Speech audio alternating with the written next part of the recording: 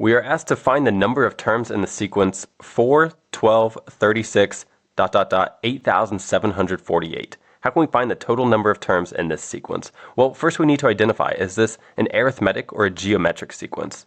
So it's a geometric sequence if we're able to multiply or divide by some number to get the next number in the sequence. So to go from 4 to 12, what do we have to do? We have to multiply by 3. What about to go from 12 to 36? What do we have to do? Well, we have to multiply by 3 again. So this is a geometric sequence because we're multiplying by the same number each time to get the next value in the sequence.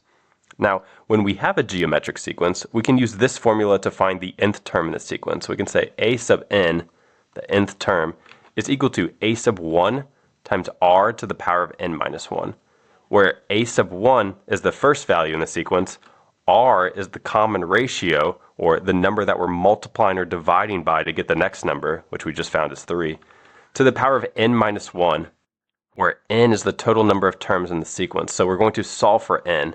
So a sub n, the nth term, in this case we know the nth term, or we know the last term. It's 8,748. So we can write that for a sub n. And we'll say that's equal to a sub 1, the first term in the sequence, is a 4, times r, the common ratio, we just found that's 3, to the power of n minus 1. So we want to solve for n. So how can we do that? Well, we can start by dividing both sides by 4. So we can get rid of this 4 right here. So we divide by 4. On this left-hand side, if you divide 8748 divided by 4, you get 2,187.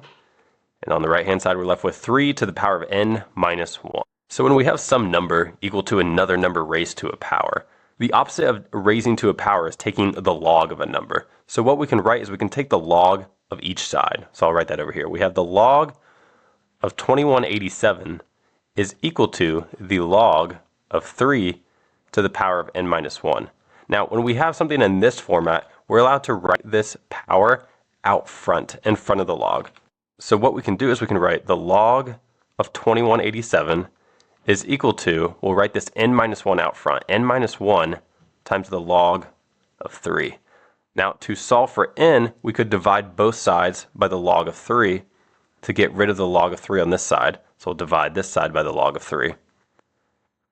And we're left with the log of 2187 divided by the log of 3 is equal to n minus 1. Now, if you punch this into a calculator, you find that it comes out to be exactly 7.